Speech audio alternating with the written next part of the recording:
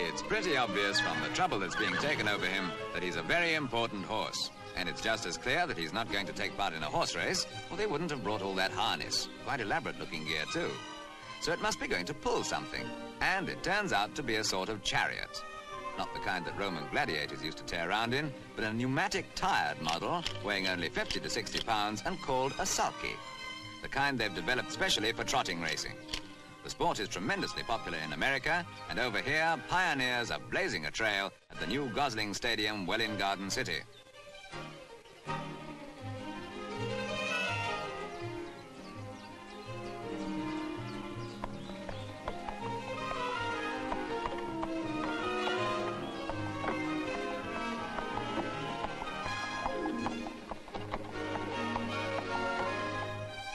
Those friends of man, the bookies, have scented a new outlet for their benefactions. And as they don't often make a mistake, it's a pretty safe bet that trotting will soon find a big following in the south of England.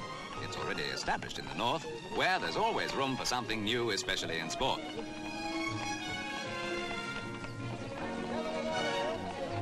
And now they're off.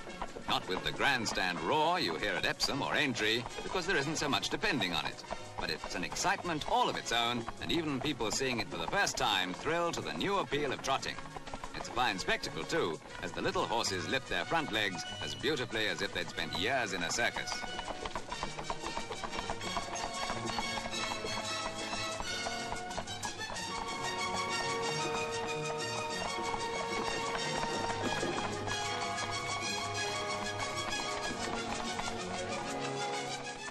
All the world over, any sort of race has an unfailing attraction. There was some doubt before the start whether the cinder track at Welwyn would be suitable. They needn't have worried. The going's perfect. For the race itself, they've borrowed the most famous name of all and called it the Derby Stakes. Run in 3 heats, 5 laps of the course, 1 1/4 miles. Every driver tries to restrict his horse to the trot all through the race. A gallop or canter doesn't mean disqualification in the early stages, but it does at the finish. The rules say the horses must pass the post at the trot.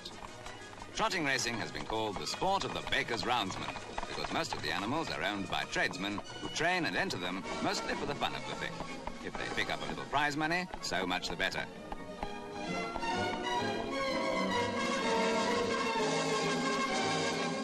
As well as the money prize, there's a trophy, well earned by a horse which trotted as smartly as any soldier on parade.